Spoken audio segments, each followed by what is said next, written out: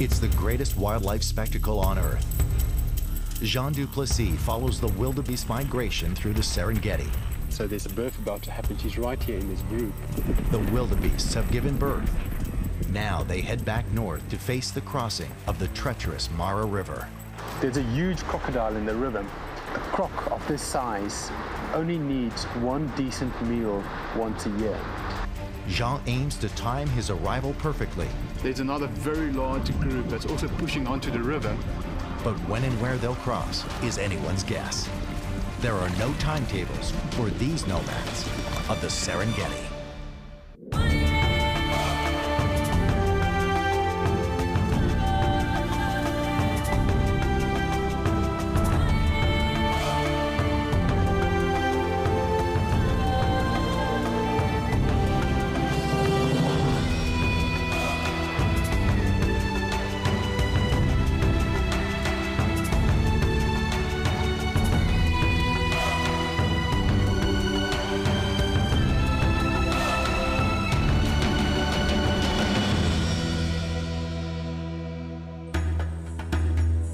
The Serengeti is one of the oldest intact ecosystems on Earth. It covers an area nearly the size of Belgium and spans two countries, Tanzania in the south and Kenya in the north. The ecosystem has evolved over millions of years. Every living thing here, from the tiniest insect to the largest creature, plays a very specific part in keeping it balanced. The most important driver of this system is the wildebeest migration. And the mechanism that triggers them to move is the weather. Sometime around October, thunderclouds build on the horizon and the rains begin to move south, signaling the start of one of the greatest mass movements of animals on the planet. It begins with the actions of a single animal. Then, driven by an ancient instinct, the rest of the herd follows. It's a dangerous journey where predators wait along the route and prey on the passing herds. And then there's the treacherous crossing of the Mara River, where wildebeest will die in the thousands. Wildlife expert and safari guide Jean Duplessis has been tracking the herds. The wildebeest have completed the first trek of their year-long journey. They've arrived on the short grass plains, where the females have begun to give birth in what is the largest mass birth of mammals on the planet. We just passed a female with her leg sticking out of her, so there's a birth about to happen.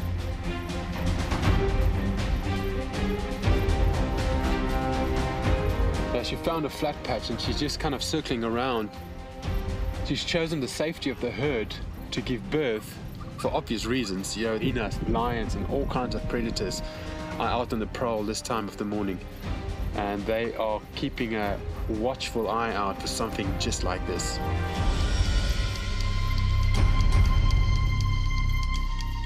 Yeah, it's gonna happen any moment now. There you go, she just stood back up. And yeah, that's like having gravity help her, but then there the baby drops. It's incredible, she's just coming around sniffing on the baby now. It's amazing how quickly this all happens. Yeah, it's about 5 to 10 minutes now, and the baby is starting to move around a bit more, and you know, it's kind of trying to stand up, pushing it up on its hind legs, but very off balance still. You know, this young guy will be ready to go in the next 5 minutes.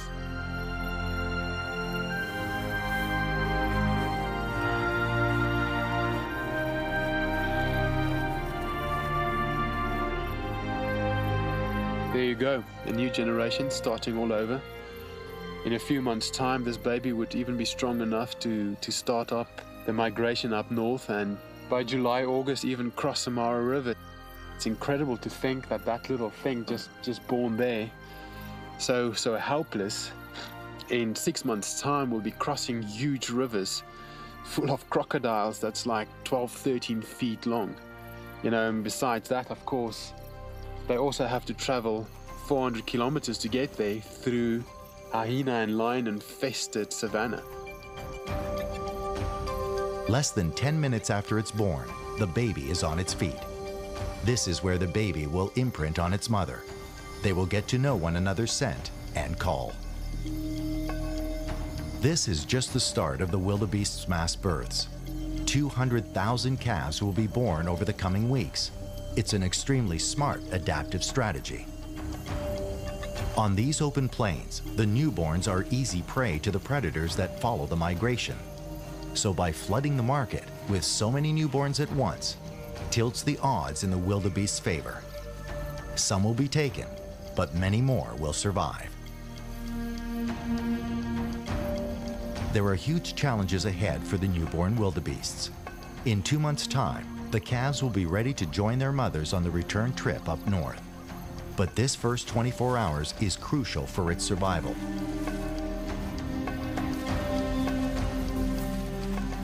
But with so many newborns today, the first day is a trying time. This is a little water hole outside of camp, and this is some of the only standing water in the area. And these animals found it, and yeah, great delight. Bit of disturbance. For many of these young wildebeest that was born this morning or last night, this would be the first time that they are drinking. And there's a little bit of pandemonium as the wildebeest start to run around. They lose their mothers, and there's a few of them just standing around. There's one here in the grass that clearly lost its mom, and a few of the adult females have been coming around just smelling it and showing a little bit of concern. I mean, this poor thing must have been born this morning early, and to already lose your mom. Yeah. Some interest. And there's a second baby that's also coming up now, even younger. That one is tiny. You can still see the umbilical cord hanging down.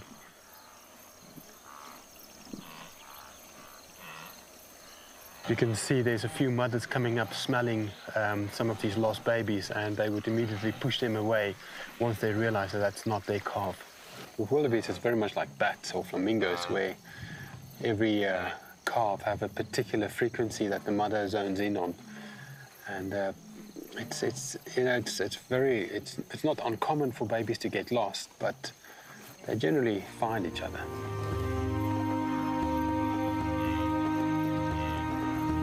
Luckily for this calf, its mother responds to its cries, and the two are reunited. The pair head off with the baby sticking closer by this time.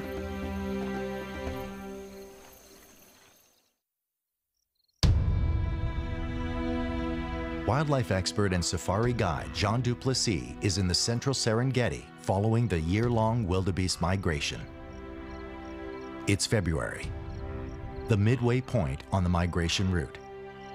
Jean is on the short grass plains in the south, observing the mass births. The wildebeest females all give birth at the same time. Hundreds of thousands of calves are born in a 2 to 3 week period. For a species constantly on the move, this is an excellent survival strategy. The newborns are vulnerable to the predators that follow the migration. The only safety is in numbers. So the female wildebeests have timed their births to flood the market. Some will fall to predators, but with so many young, the odds are in the wildebeest's favor. For the newborns, life starts quickly. The calves are up and running within 10 minutes of being born.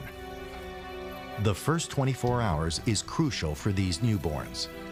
This is when they bond with their mothers. But in a massive herd, the little ones often get lost. Jean has found a calf wandering along a main road, alone. I just came across a baby wildebeest that's obviously lost. And what happens is they basically imprint on anything. So he saw this vehicle driving fairly close to him. He came running up to it. And at this stage of their lives, they're so dependent on a bigger creature taking care of them, hopefully being the mom, that even if I get out of the car, it will come right up to me and then kind of hope for some care. It's kind of quite sad. The baby heads off over the plains in search of its mother. Luckily, it chooses the direction that takes it back to the protection of the herd. And that's a good thing. Just up the road, Jean finds a predator. I just came upon a cheetah. She's down in a crouching position. It looks to me like she's hunting. She's looking at either like wildebeest. There's quite a few of them around, but there's also like 4 or 5 Thompson's gazelles here that she's more than likely after. And also seems like these Thompson's gazelle are moving towards her, but also still not looking at her. There she goes.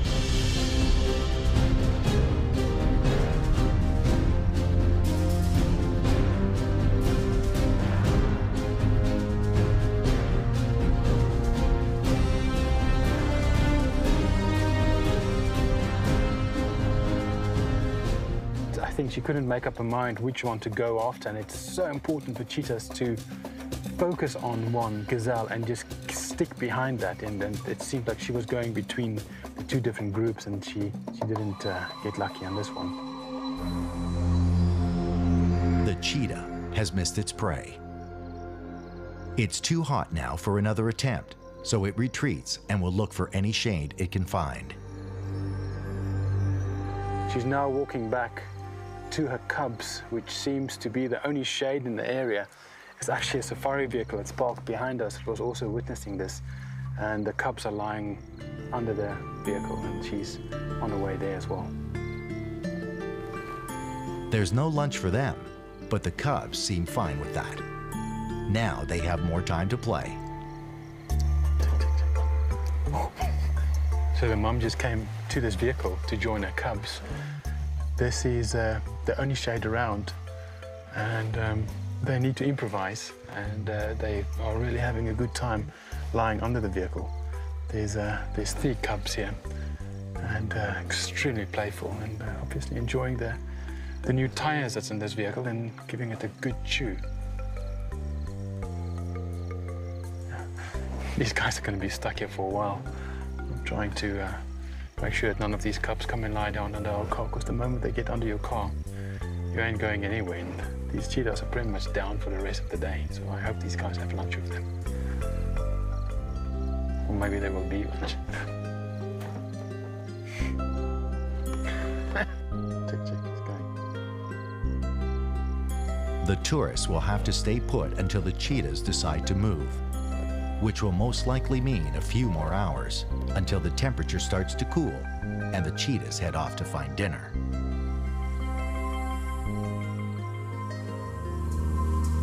The wildebeest herds will spend the next few months in the short grass plains, feeding on the rich grasses and nurturing their young. But soon the rains will start moving north, signaling the herds that it's time to get going again. The wildebeest migration is not just a defining piece of life on the Serengeti. It is also a key driver of the ecosystem. Over the course of the year, the millions of wildebeest drastically affect the landscape.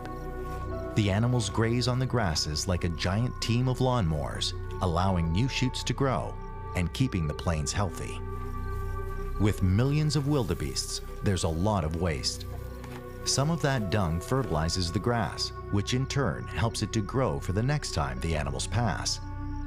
But there is so much dung that nature has developed other solutions to make sure the plains are not overwhelmed. On the Serengeti, an army of its smallest residents go to work. We just came upon this great dung beetle making a dung ball out of some zebra droppings. It's incredible to actually watch the whole thing happen from the beginning, where this beetle has almost cut out this ball and then selecting this really good pieces of dung to complete the ball. And it's using these spade-like legs to pat it down and make it round. What it's going to do now is we'll start to roll it, and the idea about the rolling is to now cover it in soil, making a really solid casing that will eventually protect the egg and then later on the larvae that's going to be inside this wet pile of dung. Ah, there we go, quite amazing. Look at that. This thing is like 10 times the size of this dung beetle, and it's moving it. It's not only going to move it, it's going to push it quite a considerable distance. And the idea about the distance pushing is now to cover this wet mud with this soil. Insect life is crucial to the ecosystem and true to the Serengeti's epic nature. Even the small creatures do things in big ways. Scattered throughout Africa are impressive structures built of mud and clay. These are termite mounds. Their architects, although tiny, have a huge role to play.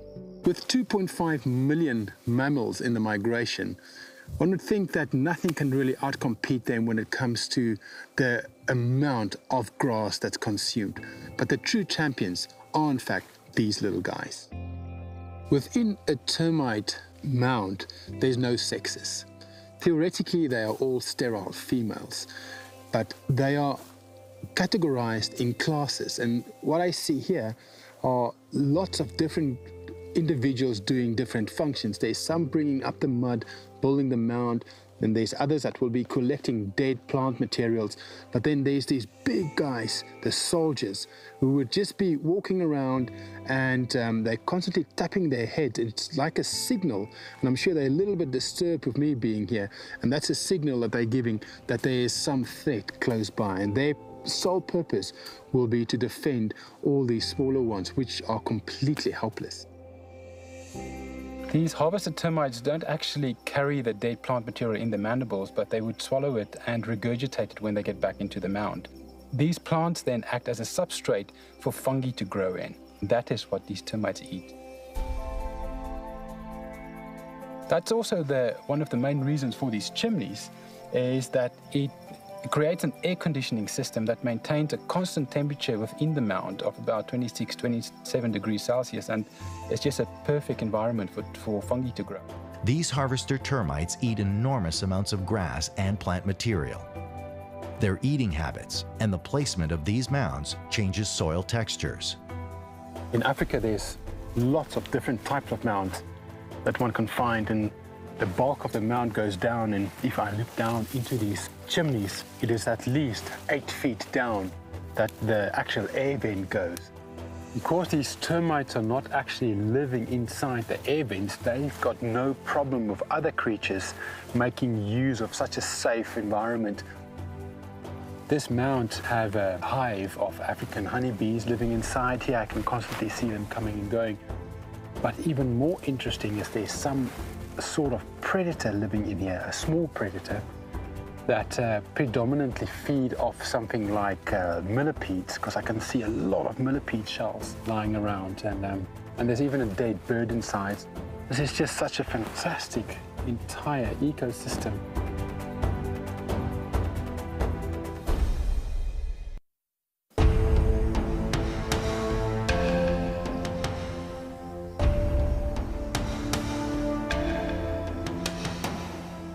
The shortgrass plains in the south of the Serengeti are beginning to dry out. The rains are moving north. As always, the wildebeest instinct compels them to follow. Instinct tells them the rains will lead them to better grazing land. The babies have survived their first 3 months and are getting stronger. They need to, because in just 2 months' time, they will face the greatest challenge of their lives: their first crossing of the crocodile-infested Mara River.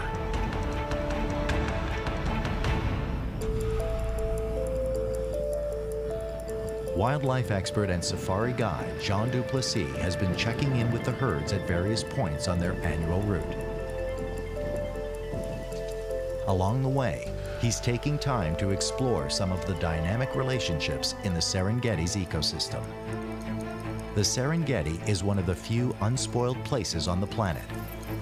This makes it a perfect place to see how an ecosystem evolves to support a variety of species. Everything from a blade of grass to the predators and the giants of Africa all play their roles, and they're all interconnected. Remove one, and the whole ecosystem can be thrown out of balance. The savanna elephant is a large animal. and its impact on this ecosystem is equally large. Elephants are bulk feeders and eat a lot of foliage. So their role in this symbiotic system is to maintain the savanna and woodlands by reducing tree density and keeping the forest from overrunning the grass plains.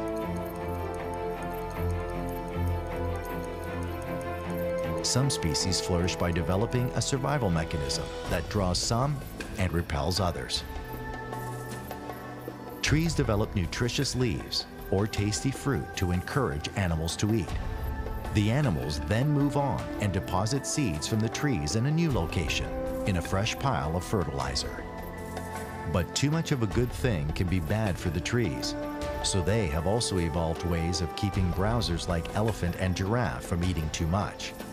This is an acacia tortilis, and this is one of the most common trees in the Serengeti. And what's interesting is that it's also one of the most nutritious leaves, and probably the tree of choice for something like a giraffe. In the rest of the world, there's over 800 different species of acacia.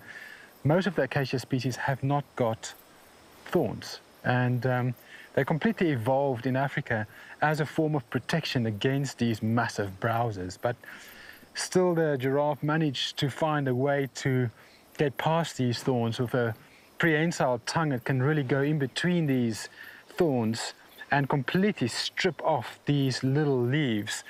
And giraffes are highly efficient, so they are obviously getting what they need to live out on these sometimes very barren plains. Another interesting thing about these acacias are that they've got these tiny, tiny little leaves. And the main reason is to allow maximum sun to reach the leaf, but to avoid it losing too much moisture, making it possible for this tree to survive in such dry and arid environments. Even something as routine as one species having a bath can have benefits for another species in an ecosystem that's evolved in an interconnected way. This is central Serengeti, where there's water all year round, and we just came upon a nice breeding group of elephants that came down for their morning drink. And there's huge excitement between some of the adolescents as they go down into the river and having a good old swim and a nice wash. In a balanced ecosystem, even something as routine as a bath can have benefits for a number of species. As the elephants splash and play, they widen the wallow, which means it can hold more water. It also creates more access so other animals can come to drink. There's one elephant here that's having a good old scratch. This is a good way of getting rid of ticks, you know, with the kind of mud. It's a little bit of like a body paint that scratches off all the ticks. He's coming out now. It's really important for elephants to get to water on a fairly regular basis. Their skins are about double the size as it seems, and it's all kind of wrinkled up. And by rolling around in mud and water like this, a lot of water gets trapped in these folds, and that will actually keep them cool when they're out on the plains that's extremely hot during the middle of the day. Got a nice female. But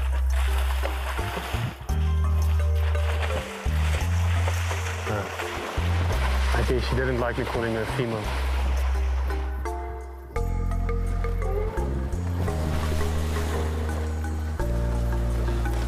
They had the most incredible wash and play and rub, you know, it's like a massive spa that they found here. This would be a very popular little water hole in such hot, dry climates as right now.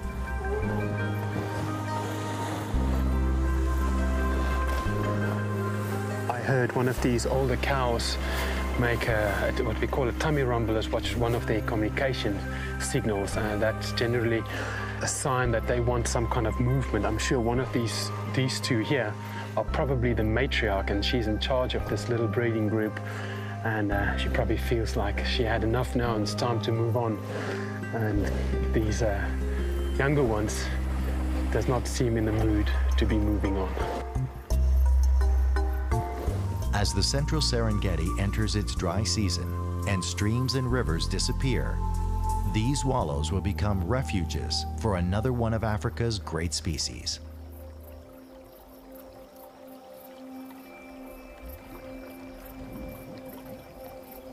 Behind me is the Orongi River, and this is one of many seasonal rivers in the Serengeti.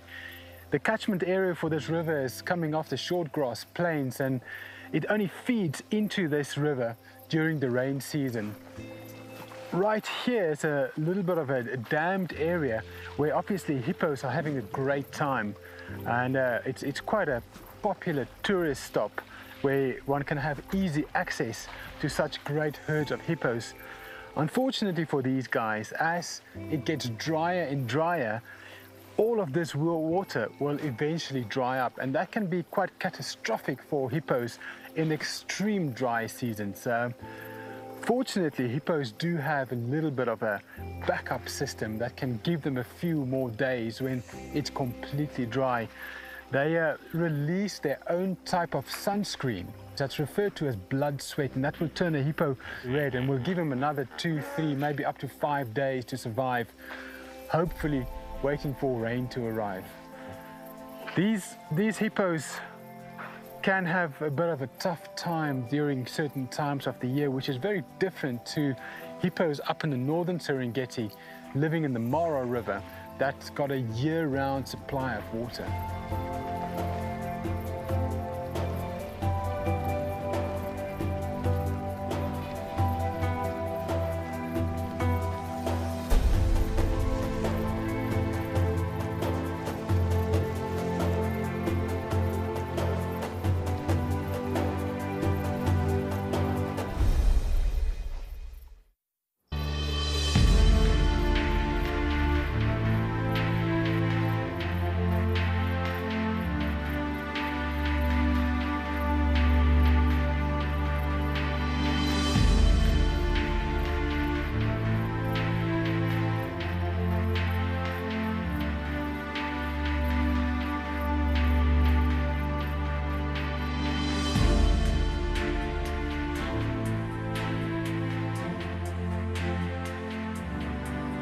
It's July in the Serengeti, and the wildebeests have begun their migration back up north towards Kenya. The newborns are getting stronger each day. They'll need that strength. In a few weeks' time, they will face their biggest challenge of their lives, the crossing of the treacherous Mara River. Wildlife expert and safari guide Jean Duplessis has been tracking the herd since they began their journey 9 months ago. So the migration is heading north at the moment. It seems like it's split up into 2 groups, one group going west and another group going east. Now the problem is that the group going east is heading into the Serengeti Wilderness Zone that's inaccessible to us, and the group heading west are heading into private game reserves where we also cannot go into. So our only hope is to reconnect with this group as they are heading the northern Serengeti and maybe get together again and form one of these huge mega herds. For Jean, the good news is that the wildebeest will be moving very fast, and for good reason. They're moving through the woodlands, and the wildebeest feel vulnerable here. Lions and other predators have lots of cover, which gives them a great advantage when it comes to hunting wildebeest. The central part of the Serengeti is entering its dry season. As the rains move north, the rivers and streams begin to recede, leaving only small pockets of water. This affects different species in different ways. These small pools of water become gathering places for animals to drink and cool off. And that makes a perfect place for predators like lions to find their next meal. I just drove over the small bridge, and there's a male lion lying on the side of this river. This is the kind of the beginning of the Grumeti River, and they've killed a zebra, and they've eaten quite a bit. They are really thick.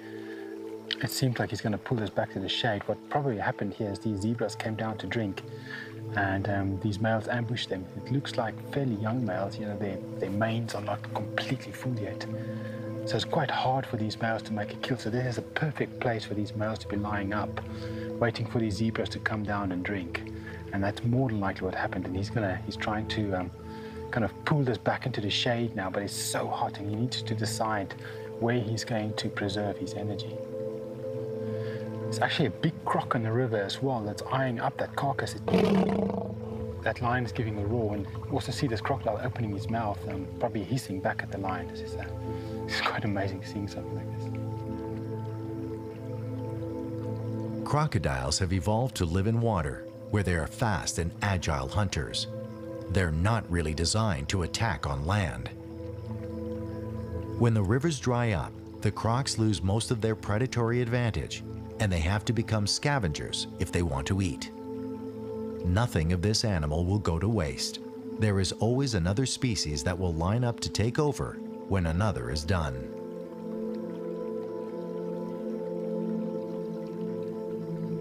The lion is so stuffed, his belly is stretched, but even still, he is reluctant to concede defeat and leave his prize to the croc.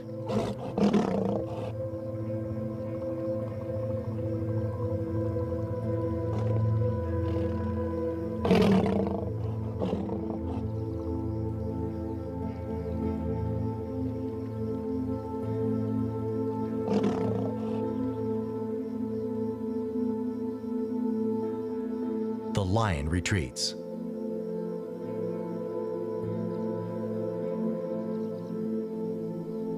Backing off was a good decision for the young lion.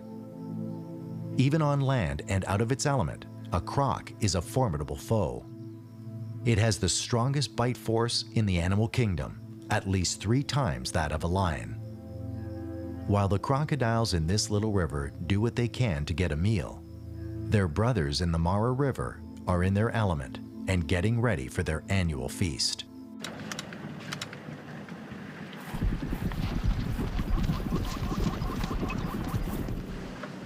This is the Mara River, and this is the last major obstacle that these newborns will have to contend with. But not only do they need to cross this river and potentially choose a bad crossing place and die in the thousands, they also need to navigate themselves around monster crocodiles that's lying here waiting for an entire year for this very crossing.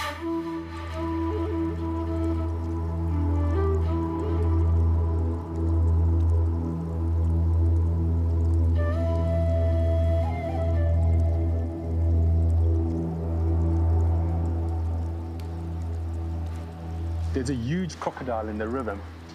What's extremely interesting about crocodiles in general are that they are cold-blooded, so they don't need to eat food on a daily basis to keep their body temperatures warm. A croc of this size only needs one decent meal once a year. These huge Nile crocodiles are probably our best look into what massive dinosaurs look like. They have stayed unchanged since the dinosaur era, and probably the best example of something that's so custom designed to the way they live. And they didn't need to evolve much since those early days. You know, they can completely submerge themselves with only their nostrils and their eyes above the water, and still even then it just looks like 4 pebbles that's in the river, and get right in close to make effective kills. For us to experience crocodiles making a kill, it's very important to be here the moment these first herds of wildebeest will arrive at the riverbanks and start crossing, because that's when a crocodile will more than likely make a kill.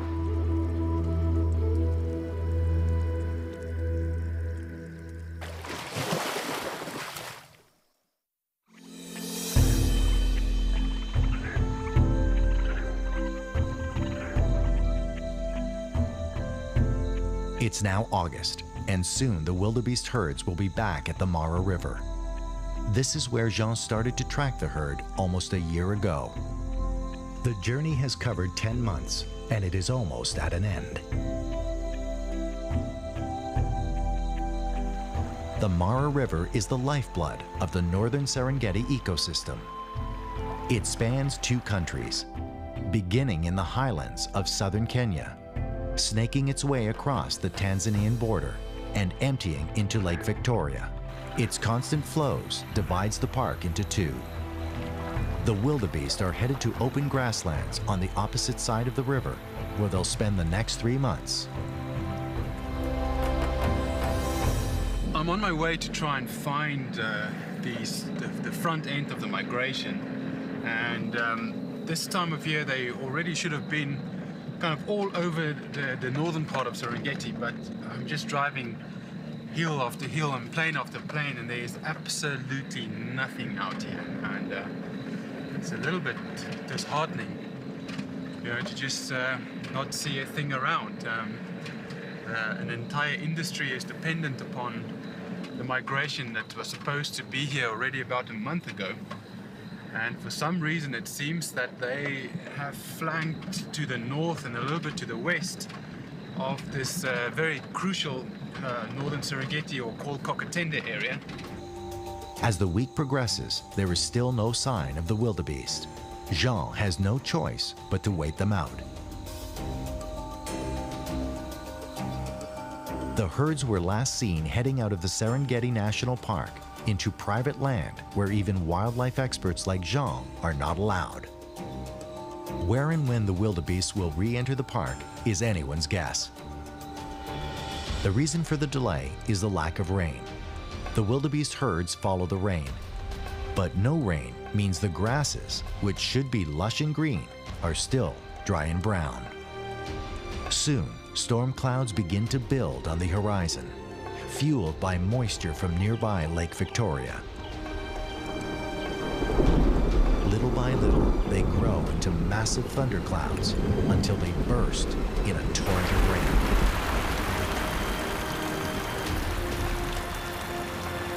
These short, intense storms crisscross the northern Serengeti and head towards the grasslands north of the Mara River.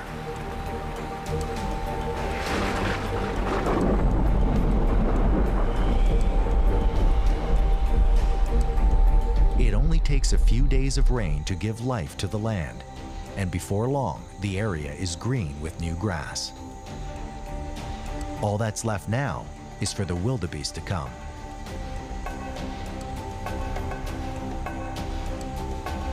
So I arrived in the area a little bit early.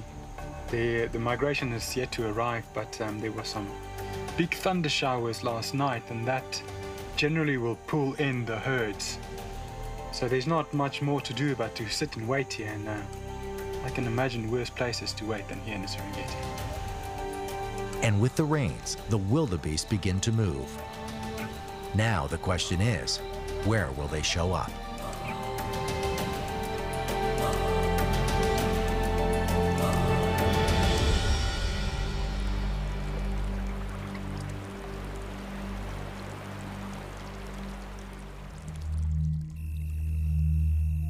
The next morning, Jean gets out at first light in search of the advancing herds he knows will be coming.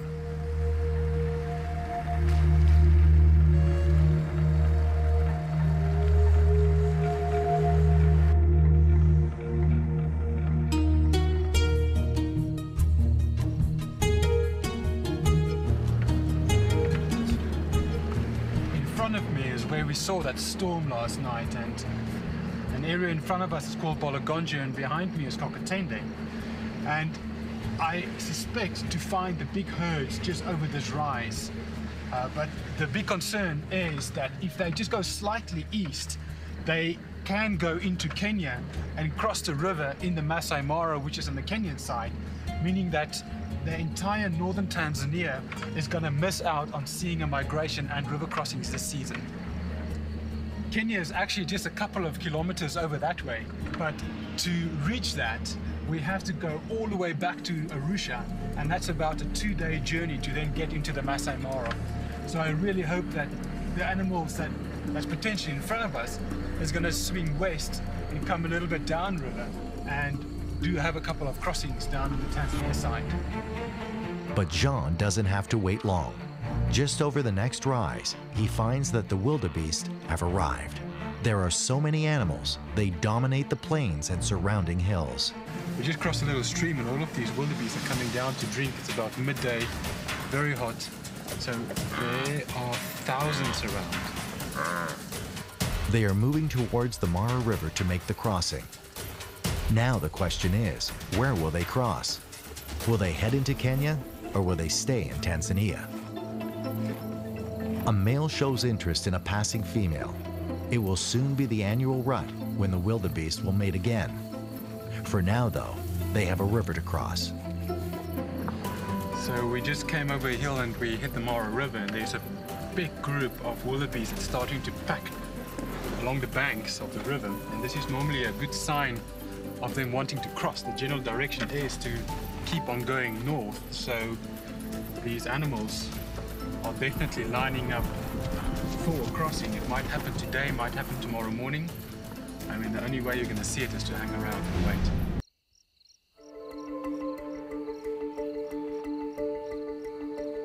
The wildebeest migration is one of the greatest spectacles in the animal kingdom. They spend their lives almost constantly on the move, in a circle that takes them around the Serengeti. It's August, and they are heading back north. One obstacle remains: the crossing of the crocodile-infested Mara River. So we just came over a hill and we hit the Mara River, and there's a big group of wildebeest that's starting to pack along the banks of the river, and this is normally a good sign of them wanting to cross. It might happen today, might happen tomorrow morning. I mean, the only way you're going to see it is to hang around and wait. Jean will keep following the herds. It was 6 months ago that the young wildebeest were born. This river crossing is a major event for adult wildebeests who have done this before. But this is the first time that the little ones have ever seen or experienced this river. Evolution has timed the birth so that the newborns have had enough time to develop their strength and coordination before they encounter the river. Yeah, this group in front of me is probably about 2,000 to 3,000 and counting, but off to the north there's another group of a couple of thousand. It seems like they would see these guys running and they're on their way here, but then down to the south there's another very large group that's also pushing onto the river. So I think I'm in the best position now to kind of scout all the areas, and we'll see where it starts to happen and then make a choice from there. Jean has timed his arrival perfectly. The second column of wildebeest advancing up the western side has now broken out of the wilderness zone and into Kagatende. They are heading straight towards him. It is shaping up to be a mega crossing. In spite of the presence of thousands of wildebeest on the shores, the crocodiles lie still. Crossing point after crossing point is passed up as the lead animals assess their chances of survival. Finally, they choose. And a single animal descends, unleashing a waterfall of wildebeest behind.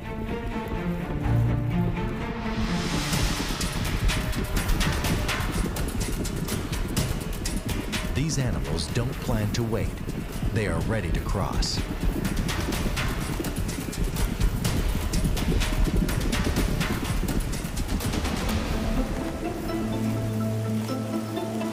The first wildebeest jumps, followed by its yearling.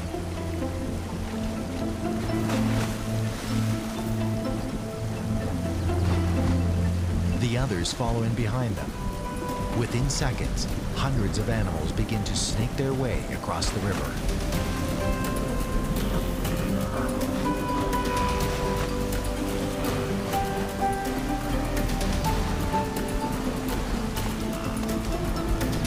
The Crocs are drawn to the commotion. So these wildebeest have been crossing the whole morning, and there's 2 or 3 huge crocodiles that's making their way in the line of wildebeest crossing.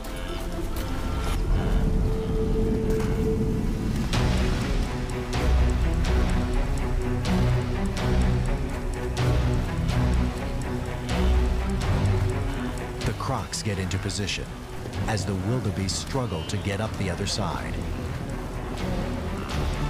Having seen the Crocs, the rest of the herd stops crossing.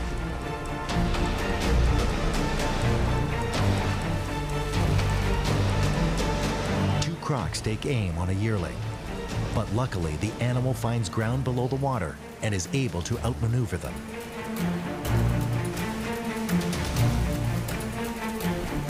They quickly scramble up the far bank to safety.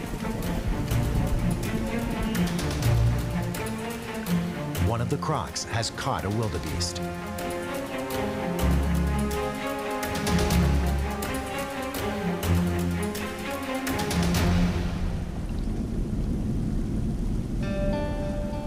towards the end of the crossing, there was this enormous croc that got hold of a yearling that was struggling to get up the rocks, and it pulled it down, and then the second crocodile came in and literally just took the entire head of this wildebeest in his mouth, and all of them submerged, and that's the last we ever saw of all of them.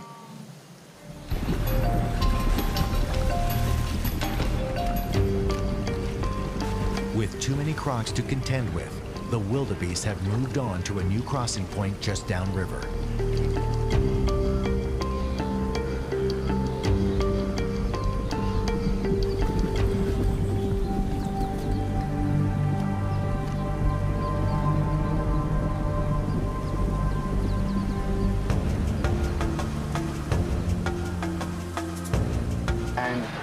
We've been sitting here now for probably the last 20 minutes. A constant stream of animals just streaming through the river. I would estimate about now 10,000 animals at least have crossed in front of us.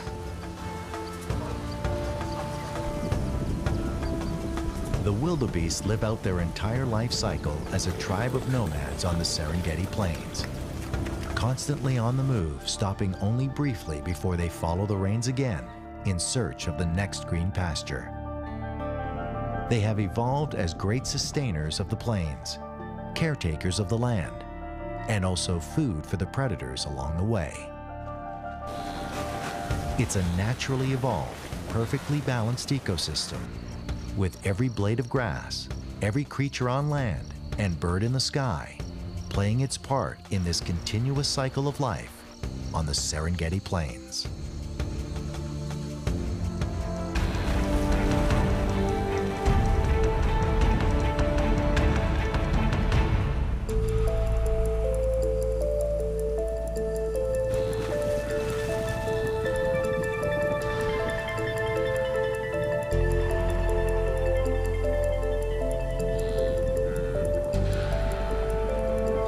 So this is it. This migration of wildebeest and zebra are one of the last remaining mega migrations of the planet. And what makes this so successful is the fact that the Serengeti has been kept intact for so many years. The wildebeest crossed over into Kenya, and this is the completion of that circle, where they would eventually, in a couple of months, start to be pulled down back into central Serengeti because of thunder showers that start up that way.